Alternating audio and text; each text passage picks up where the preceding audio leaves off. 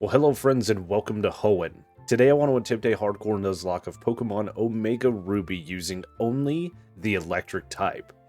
If I'm being honest, I've played through all of the generations now at this point. I absolutely love Gen 3. I'm very nostalgic for Generation 1 and 2 because those came out when I was in middle school, and Generation 3 came out when I was in high school. As a matter of fact, Pokemon Emerald, I believe, came out the same year I graduated. So I love the Gen 3 games, and I've played through every monotype that I could. There are still some other runs that we're going to do, but another thing that I absolutely love is the Gen 6 art style. So combine those two together, and Omega Ruby and Alpha Sapphire are just absolute 10 out of 10 games for me. What's your favorite game and your favorite region? I know not every region is for everybody, but it's Pokemon. We're all here because of our love for the game. Now, at first glance, obviously, we have a problem. Encounters. This run is technically not a valid run because our first available encounter isn't until after the second gym on Route 110, where we have a handful of encounters. Plusle, Minun, Magnemite, Voltorb, and Electrike are all available there, but it's not until that route that we can get our hands on an encounter. Obviously, we're going to tweak a few things here at the start of the game to give ourselves an electric type and make this run viable. There are only a few encounters in this game outside of that. We have Chinchou, Pikachu. There are all of the different dress-up Pikachus that we can get, like the Lucha Libre and Bell. I'm not going to mess with those. And then, of course, after the Primal Groudon stuff, we can get our hands on like a Tynamo, a Zebstrika, a Luxio. But again, I want to stay true to the Gen 3 run that we did way back when and go with the Hoenn native Pokemon, quote-unquote. I think it's going to be pretty fun, and eventually we are going to do other electric types, other teams that we've used, Pokemon that are available in X and Y, those types of things. But for now, we're going to stick true to the run and pick one of those 5 Pokemon for a starter. As we attempt to pick our starter, Professor Birch is being attacked by a wild Poochyena. Don't know why his bag is on the ground and why he didn't just have a Pokemon on him, but also I don't understand the lean out like that. Or the lean in, I guess. You gotta lean back, my dude. Protect the family jewels. Things could get bitten off real quick, and the fact that the Poochyena is just chilling, he's not gonna bite you. And if you ran back into town, maybe, I don't know. He is yelling at us. We need to help him, so let's pick a starter and help the poor professor out. With the help of Professor Oak, our starter becomes a Minun that we name Heat. It has a Rash plus special attack and minus special defense nature. Now, the Pika clones, Plusle and Minun, are kind of gimmicky Pokemon. They were terrible in Gen 3. I hope they can redeem themselves here in Gen 6. Of course, this is a Gen 3 remake, so we have 2 rivals, Wally and May, neither of which we can nickname, but in my head I have nicknamed them Algorithm, because we are trying to beat the algorithm both in-game and in real life. I think it's been a little while since we've done that joke, and we need to bring it back. The in-game algorithm with the encounters I have available to me I think is going to be relatively easy. With some strategy and some thought process, we should be able to get through it no problem. The real-life algorithm, however, is much more difficult, and I need your help. It's a team effort. There are some pretty simple ways that you can help that only cost a couple seconds of your time: liking the video, leaving a comment on the video, subscribing to the channel if you haven't already, and then of course hitting that notification bell when you subscribe. You can also share this video with anybody you deem fit, and those are all of the easy ways that cost just a couple seconds of your time, and they are all greatly appreciated. If you're feeling a little more generous and you want to throw a little financial compensation my way, of course, think about becoming a channel member. Apprentice tier channel members get early access to videos. They come out on Fridays. For the general public, they drop on Sundays. And if you want to be a journeyman tier member, you can pick a nickname for a Pokemon and have that Pokemon permanently with that nickname anytime I do any run. Whatever my nickname theme is, it doesn't matter. They will get that nickname. Of course, none of that is required, and to all of you that do that, thank you so much. It means the world to me. If you watch the video and you leave a like, it means the world to me. If you watch the video and leave a comment, it means the world to me. If you watch the video and you don't, it still means the world to me. You guys are absolutely amazing. The channel just hit, I think, 5,600 subscribers.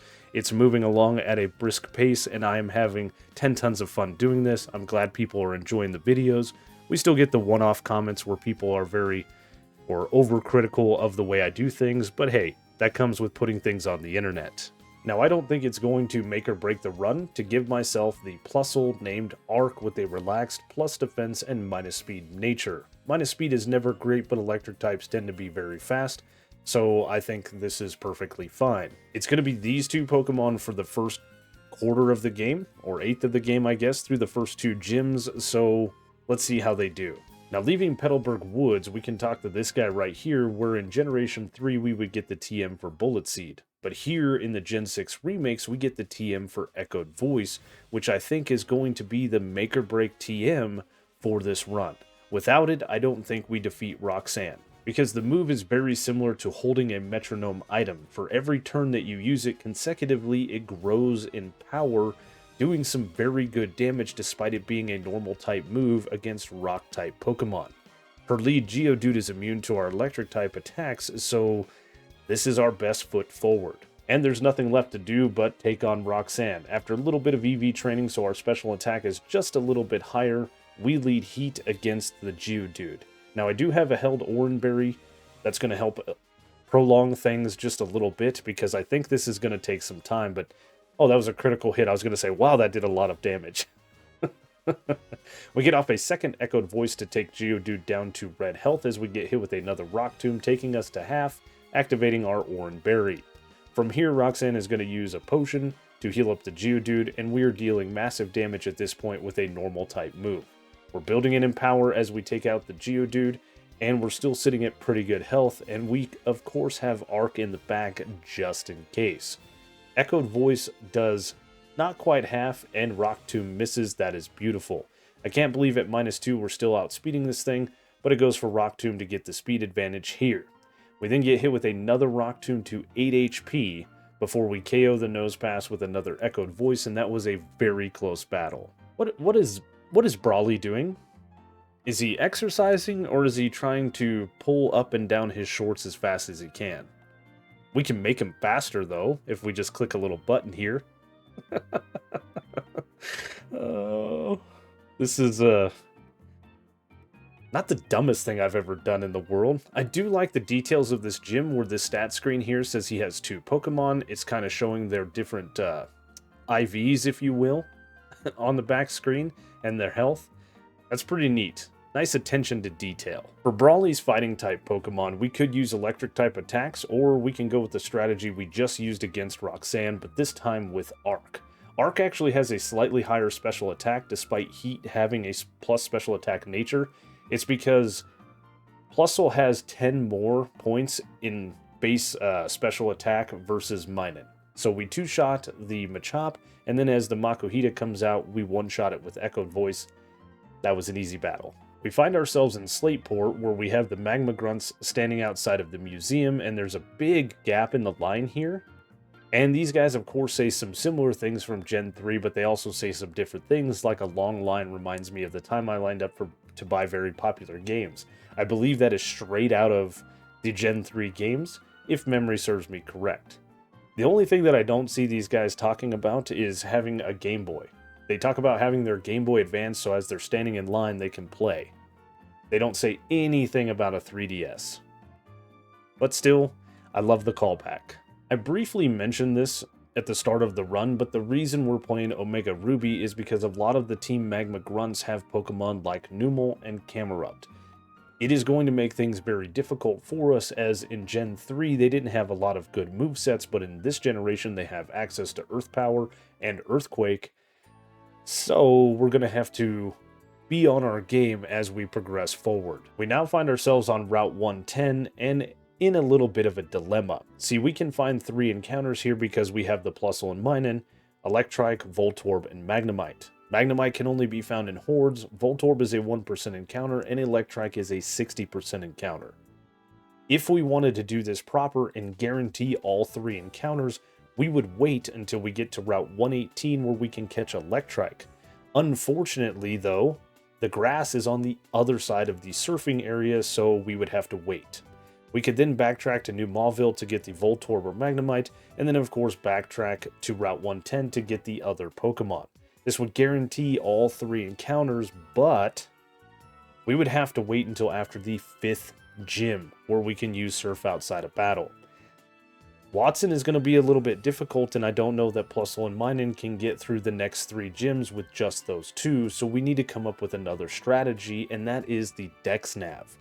See, with the DexNav, we have a potential to get Pokemon with egg moves or their hidden abilities. So I'm going to run around here and try to find probably an Electrike that's a higher level so that we can get a guaranteed move. The DexNav doesn't work as great until after you've caught the Pokemon, so with the Nuzlocke rules it does make this a gamble, but I don't see another path forward. We could guarantee the Voltorb encounter on this route, and it does learn Rollout, which may help us with Watson, and it would definitely help us with Flannery, but I'm hoping for a decent egg move with the Electrike. See, that's a level 13 Voltorb, so it's not going to have anything special, that's just a Voltorb encounter. I'm probably making many of you dizzy as I'm making myself very dizzy as I'm running around in circles. I should have just done a little back and forth here, but, you know, I digress. See, that's a level 12 Minun. Pretty basic with a quick attack, but here is a level 23 Voltorb that could have a potential good move. So yeah, let's hope for some luck. And we caught a level 20 Electrike that we nicknamed Trip. It has its egg move, Flame Burst. That just made the Watson battle easy. I had another plan going forward, but this changes everything. It has a plus defense and minus speed nature, which is perfectly fine. Why has everybody got a relaxed nature? We're a pretty chill team, I guess. Yeah, this Pokemon is a great addition. This does mean that we're going to have to try to get a Magnemite in New Mauville and then wait for an Electrode at the Team Magma hideout. But before we get into all of that, we have a rival battle on Route 110. She leads a Shroomish and I have Arc up front. Once again, we're going to go with the Echoed Voice strategy. She does have a Marshtomp at this point that does have ground type moves, so we want to be able to knock that thing out relatively easy. In the first battle, it was a Mudkip. It was pure water type, so we could hit it with our electric types and easily KO it. But that changed as we move through the game. Is it just me or Marshtomp's design here in Gen 6 a little in peril? In shock, maybe? I don't know. What was great is Mudshot missed. That shocked me. Losing one of these Pokemon at this point would really suck, but I think Arc would have been able to handle it. And the Slugma comes out and there's nothing it can do. Up next is Watson, and here is my plan. The Magnemite has Sturdy, so we're going to go for Charge Beam turn 1. And this was the ultimate plan. Charge Beams, power up, and take out Watson if I didn't have Flame Burst. Now, we have Lightning Rod, so the Volt Switch boosted our special attack as well, and we KO the Magnemite with a Flame Burst from there. Out next is going to be the Voltorb, and we could just use Charge Beams against this thing, because with Lightning Rod, it can't do anything to us. Again, we would have been able to set up to +6 and easily KO his Magneton. Flame Burst is just going to make this battle faster. We take out the Voltorb with a second Flame Burst, and his last Pokemon is Magneton, which doesn't have Sturdy, so Supersonic misses, and we one-shot it with Flame Burst. Nice. Talking to this random NPC in a Pokemon Mart, he says, "This nugget I found, I suppose I ought to sell it. Let me share a little nugget of wisdom, kid. Don't hold on to your assets too long. Cash is king." He's right. Cash is king.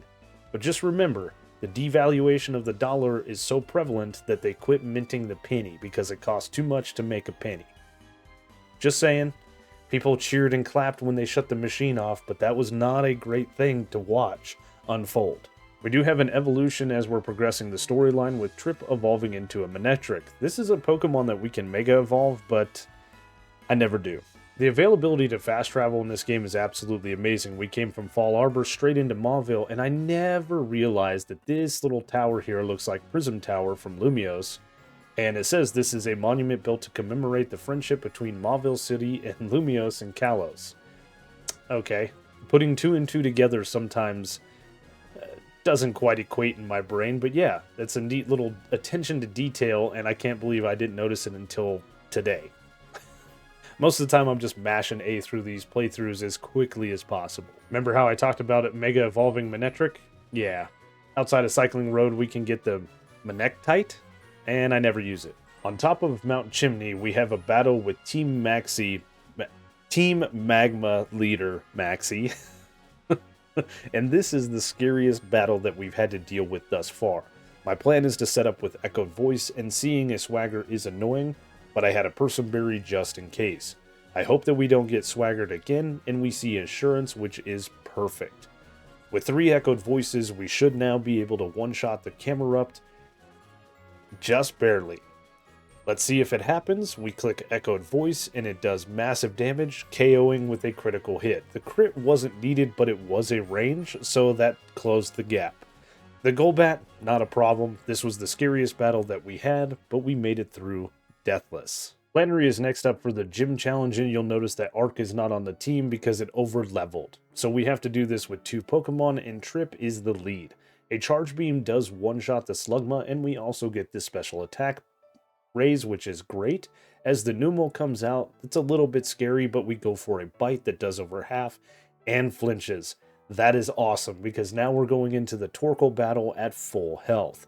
I figured Torkoal is going to set up the sun, so we go for a Charge Beam, trying to get that special attack buff, which we do get, so we're at +2 on special attack, but Torkoal just goes for Curse. Flannery is going to use a Hyper Potion, fully healing up the Torkoal, but a +2 stab Volt Switch is going to be enough to KO, and that was a pretty easy 4th gym badge. We approach the 5th gym leader, Norman, our dad, the Normie. He's very stoic in his gym. Father versus son, normal versus electric. Who is the more superior trainer?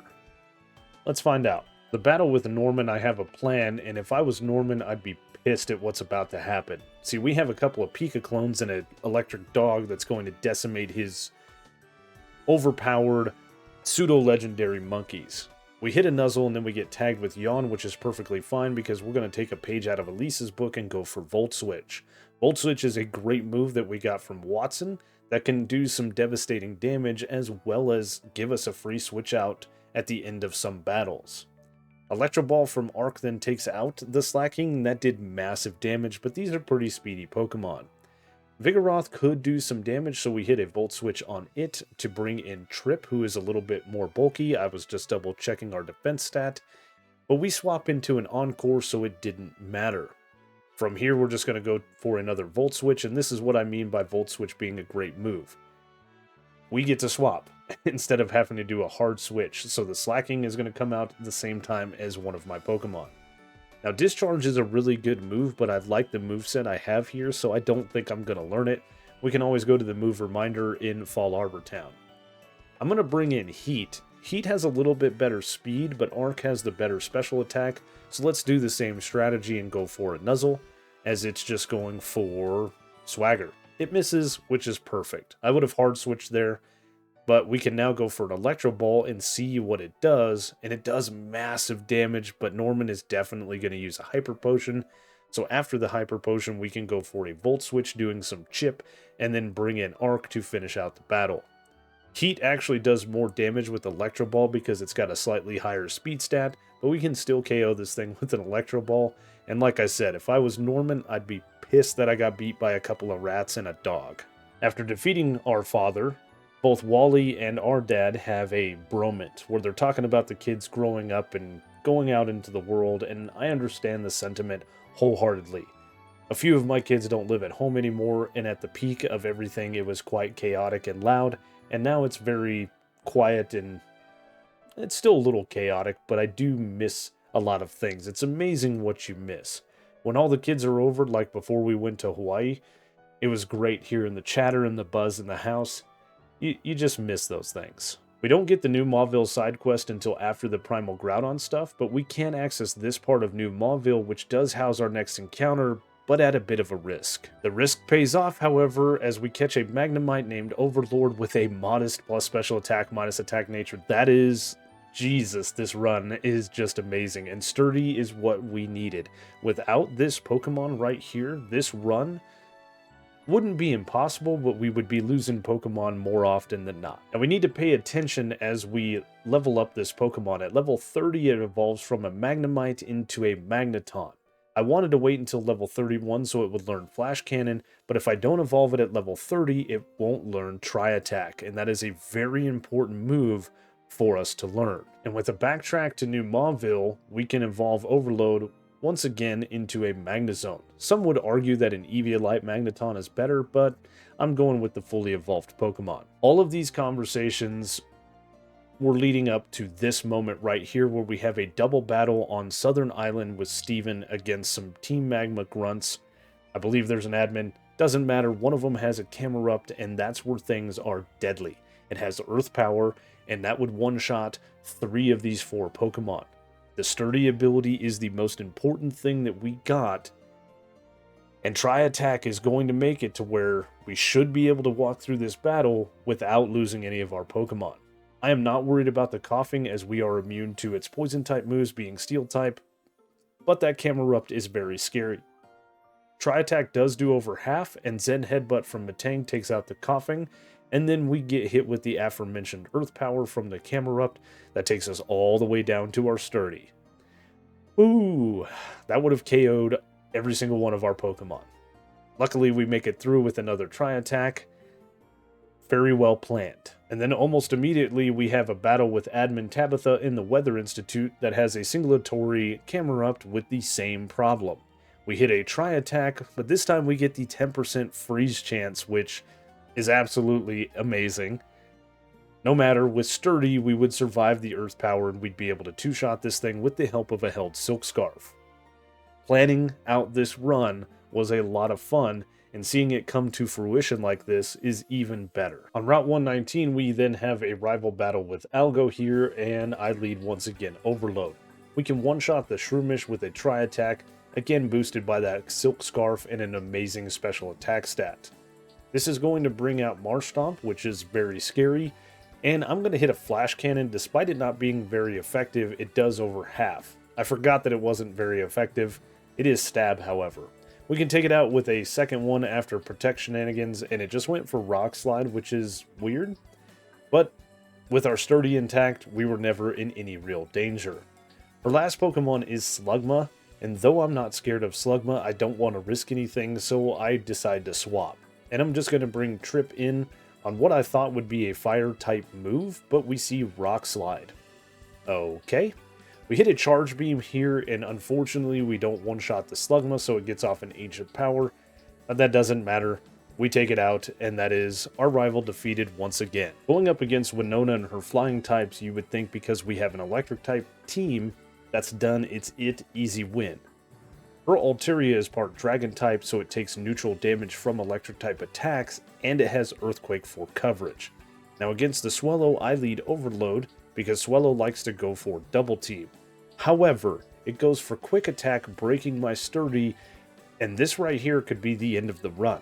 As the Altaria comes out, we no longer are protected by our built-in Focus Sash, so we're going to fire off a Tri-Attack that does over half, and then tank an Earthquake on 8 HP.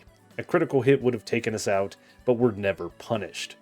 This would have been the battle that would have decided the whole run. We would have probably had to start over if we would have lost Overload at this point. We can swap Heat in though on the Pelipper. It doesn't go for Protect and instead goes for a Water Pulse.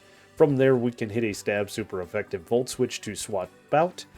This is what I mean by Volt Switch just being an awesome move.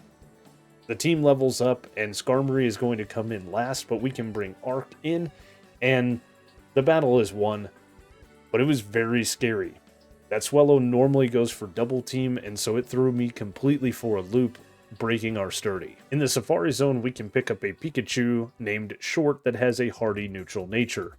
Now, unfortunately, we can't get our hands on a Thunderstone until the new Mauville quest line, so I think it's going to be in our best interest to actually try to find one of these Pikachus with a Light Ball on it. 5% chance here in the Safari Zone. Let's get to grinding. Surprisingly, this only took about 25 minutes. We did have to backtrack to get an Nincada. Then we had to feint the Nincada because it has Compound Eyes. It is at the lead of our team despite it being in the back in this screen. And then we have our HM Pokemon with Thief, because Thief is basically an HM. From here, we can steal the Light Ball off of this Pikachu, and this was the third one we found. Like I said, it only took about 15 minutes in the Safari Zone, about 10 minutes to get the Nincada and Faint It. So this wasn't that bad to get our hands on a item that will double Pikachu's attack and special attack. For now, this is what we're going to go with. Some would argue that a Light Ball Pikachu is better than Raichu. I don't know that it is. I'm going to evolve this Pokemon when we can. Now I want to do some shopping in the department store, but we have to battle our rival. Algo typically stands outside of the department store in Gen 3 and you have to talk to her before she'll battle you, but in Gen 6, she'll battle you as soon as you run up the stairs. That threw me off on the very first playthrough, but I was prepared in this run. We lead Heat against the Swellow, and Swellow goes for double team. See, Winona? That's how it's supposed to happen. Because we don't outspeed the Swellow, we don't KO it with an Electro Ball, so we get hit with an Aerial Ace and it goes down to a Nuzzle. The reason I have Heat up front is because it is the faster of my Pokemon, and it can learn Grass Knot. Grass Knot, of course, is quad super effective against her now fully evolved starter, Swampert. Unfortunately, because it's not Stab, and it goes for Protect, we don't get a hit off the first turn, but when we do get a Grass Knot off, it doesn't KO, leaving it at very low health as we get hit with a Muddy Water that would have KO'd if it had crit. Losing one of the Pika clones at this point wouldn't be the end of the world, but I really don't want to lose them as they have been doing phenomenal throughout this entire run. Now as Magcar Joe comes out, if you get that reference, leave a comment below, we Volt Switch out to bring Arc in because we're at low health. We're going to get hit with a Lava Plume on the swap in, but it does pretty minimal damage, and then we can Volt Switch once again to KO the Magcar Joe and bring Trip in for the Breloom in the back. Breloom, whatever. We're not going to learn Agility. We may want to learn that. I'm going to have to think about my strategy with Electro Ball. But for the Breloom that comes out, we can have Trip out. I'm stumbling on my words. And we can go for Flame Burst. That's the last time we have to battle our rival. On top of Mount Pyre, we have a battle with Admin Courtney, and she has a lone Camerupt, just like the other admins. Eventually, we're going to get a Pokemon Lantern that has Surf, and it's going to make these fire ground types very quick and easy to take out, but for now, we have to go with the tried and true strategy of leading Overload, try attack with a Silk Scarf, tank the Earth Power, and then KO the damn Camerupt. It's close there. A couple of low rolls, I think we wouldn't have KO'd it, but we get through the battle nonetheless. In the Team Magma hideout, we catch an Electrode that we nicknamed Fault. It does have an Impish plus defense and minus special attack nature with the soundproof ability. Neither its nature nor its ability are very good, but it is a 6th teammate nonetheless. If this was Pokemon Emerald and we were battling Tate and Liza with the Claydol, things would be very different. But this isn't. This is Omega Ruby, and they have a Soul Rock and Lunatone. So my lead is Trip and Overload. Trip does have super effective bites, but I think we're going to do more damage with Stab Electric type moves, so my lead choice is to go for Charge Beam and Flash Cannon. I should have probably taken out the Lunatone as it likes to set up screens, but I was just mashing A as fast as I could. You'll also notice that our level cap is 45, and we're not quite at the level cap, because I tend to ride the level cap pretty hard at the end game here, and the next level cap is 46, so we don't want to over level. Charge Beam misses, Flash Cannon one-shots the Soul Rock, a Bite, Flash Cannon takes out the Lunatone, and that was a very easy battle. We now have access to Dive, so we can find a dive spot that has a little bit of seagrass, and here we can find our next encounter, which is a Lantern that we nicknamed Surge. It has a hasty plus speed and minus defense nature. It has the Volt Absorb ability, which is great. This Pokemon is going to trivialize a lot of the battles that we have with Team Magma. Unfortunately, the battle with Primal Groudon, we need to come up with another strategy. Before the Primal Groudon, however, we have a battle with Maxie. He leads Mightyena and I lead Surge. I decide to go for a Signal Beam hoping for a confusion, but instead I get a one-shot. I wasn't expecting that. Out next is going to be Weezing, and Weezing does have Explosion, so I have Dive. I go underwater and it goes for double hit. We come up and do a little bit of chip and it goes for double hit again. Now that it's done some chip damage to us, I expect it's going for Explosion, so we hit Dive again, and I was correct as this thing goes for Explosion, KOing itself. We could have swapped Overload out, and tank the explosion, but that was a much funner strategy. Crobat is going to come out next, and because we've done some speed EV training, we actually outspeed it to hit it with a dive. We get hit with a Poison Fang, which does poison us, but that's perfectly fine. We can KO the Crobat with a Discharge, and the last Pokemon is Maxie's Mega Evolving Camerupt. It is pretty neat to see the different Mega Stones. I never really noticed it was in Maxie's glasses, but playing Legend ZA, I pay attention to that stuff more. After the Mega Evolve and my computer is struggling, I mean my 3DS is struggling, we can hit a quad super effective Stab Surf for the one-shot. And now we have a battle with Primal Groudon. The Desolate Land ability means we cannot set up with Rain Dance, and we also can't use moves like Surf. It goes for Rest turn 1 as we hit it with a Tri-Attack looking to be about a 3-shot, and that was best case scenario. I was hoping to survive at least one attack from this Pokemon. It is a ground fire type, so we can't use electric type moves on it, and I did not have a good strategy. Overload was going to do some damage, and then if I had to, I was going to swap in Fault, which isn't on the tracker on the bottom, but is on my team, because I might have needed some fodder.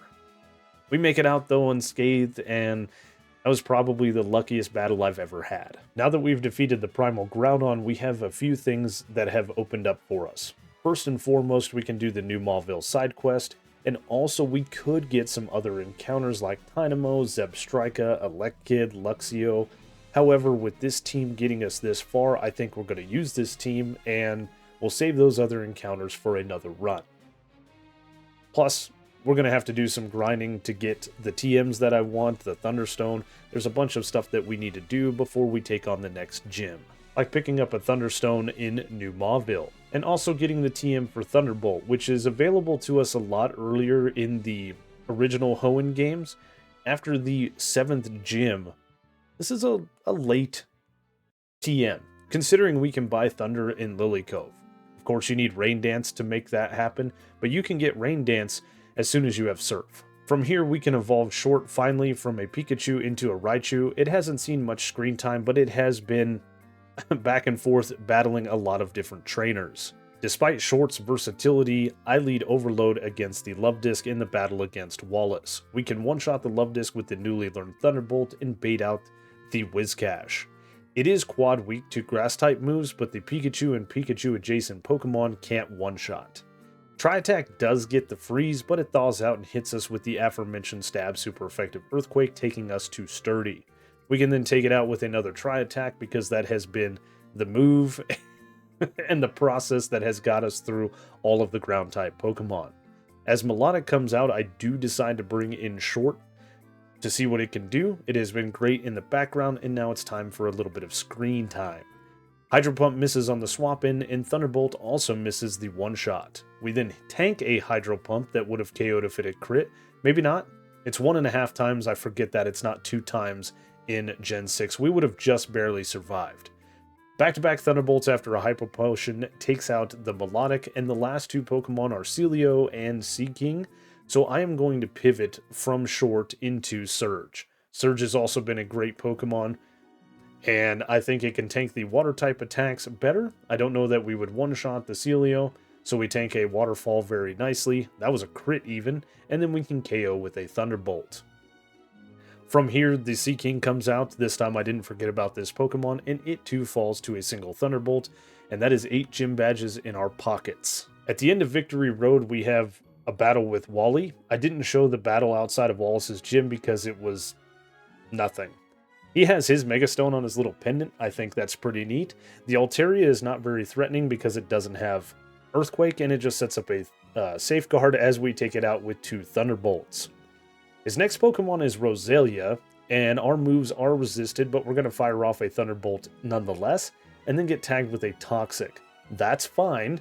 We are on a timer, but we can take out the Roselia, and Heat was out here for a reason. It's fast, and it hits decently hard. The next Pokemon that comes out is Magneton, which has Sturdy, and we're going to Volt Switch to break Sturdy. Wow, we did a lot of damage with that as well. This can allow us to bring Trip in as we get tagged with a Screech, which is perfectly fine, and we can KO the Magneton with Flamethrower that we learned from the TM that we got in Victory Road.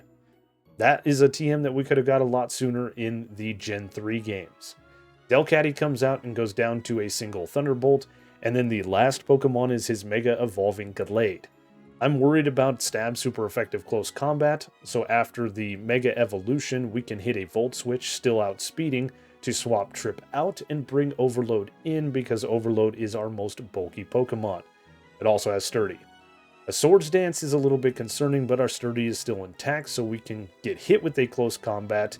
Lowers its defense and special defense, so we take it out with a Thunderbolt, and as I said, Wally, never a problem. And here is the team all leveled up and ready to take on the Elite Four. We have Short the Raichu with Thunderbolt, Dig, Brick Break, and Grass Knot. Next on the list is Overload the Magnezone with Thunderbolt, Flash Cannon, Tri-Attack, and Magnet Rise. We have Arc the Plusle with Thunderbolt, Nuzzle, Volt Switch, and Grass Knot. Heat the Minun with Thunderbolt, Nuzzle, Volt Switch, and Grass Knot. These moves are not set in stone. We do have some TMs and we may swap them around. Surge the Lantern with Surf, Thunderbolt, Ice Beam, and Signal Beam. And last but certainly not least is Trip the Manectric with Thunderbolt, Flamethrower, Volt Switch, and Bite. Sydney and his Dark-type team is up first for the Elite Four, and they are a bit under-leveled compared to our team, but I also have a plan to take out his team. We soak up the Intimidate with Short, we go for a Stab Thunderbolt, and we one-shot. Out next is going to be a Shiftry after all of my Pokemon level up because we pushed them to the level cap, and it is part Grass-type, so it takes resisted damage from Electric-type attacks, so I'm going to pivot into Trip. We should come in on a Fake Out, which means it's a almost free swap in, and then we can outspeed and KO with a super effective Flamethrower. The next Pokemon that comes out is surprising to me, Sharpedo. We're just going to hit a Volt Switch to one-shot this thing with a Stab super effective move and get a free swap in. As I've mentioned time before, Volt Switch is a great move. Absol should come out next. Thunderbolt actually won't one-shot the Absol, but with the help of an Expert Belt, Brick Break will. So that was a guaranteed KO, and his last Pokemon is Cacturne. Cacturne, we should see a Spiky Shield, so it's going to be a hard switch into Trip on what is a Spiky Shield. Very nice, that was a free swap in, and from here we can go for a Flamethrower to KO it, and that was a well-fought battle. Now Phoebe and her Ghost types pose a little bit of a threat to my team, as Trip is the only one that has a super effective move. However, I have a plan. Turn 1, I'm going to go for Rain Dance on Arc, as I anticipate the Dusclops going for Curse. It does in fact go for Curse, cutting its own HP in half and doing a quarter to us every turn. I'm going to then Volt Switch out, KOing the Dusclops and not leaving Arc in, as the Sableye is going to come in next with Fake Out. We're going to bring Heat in, that has a little bit better of a special attack stat and a much better speed stat. We're going to get hit with a Fake Out turn 1, which is a little bit annoying, but then we're going to fire off 100% accurate base 110 power Stab Thunders, one-shotting most of her team. The Dusknoir is the only one that's not going to get one-shot. Sableye goes down in a single Thunder, both Bannettes are going to go down, and this is just absolutely amazing to watch these two little Pika clones going ham in the Elite Four. They were terrible in Gen 3, and I love them now after playing with them in Gen 6.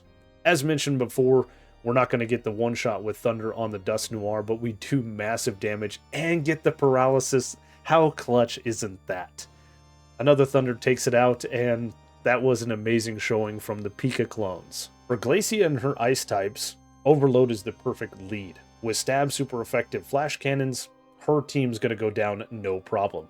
As a matter of fact, they're not going to be able to set up the Hail. They're not going to do any damage to us. We have the Expert Belt to do a little bit more damage. Wall Rain, we're going to swap it up for Thunderbolt. Either or, I think, would have one-shot it, but Thunderbolt has a little bit more damage to it. No matter, the Frostlasses will go down to Flash Cannon. Both Glalie go down. Maybe they should have given her a little bit more of a diverse Ice-type team. It's nice not seeing 2 Celios and a Wall Rain, but 2 Frostlasses. I don't know. No matter, this was a pretty free and easy battle. Overload is such a great Pokemon and has been amazing throughout this entire run.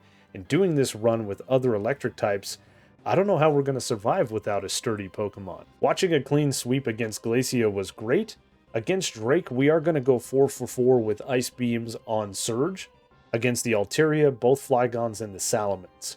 The Kingdra is the problem. So instead of holding the Expert Belt for Ice Beam to do more damage, I am holding the Magnet so that Thunderbolt will do more damage. Expert Belt only boosts super effective moves.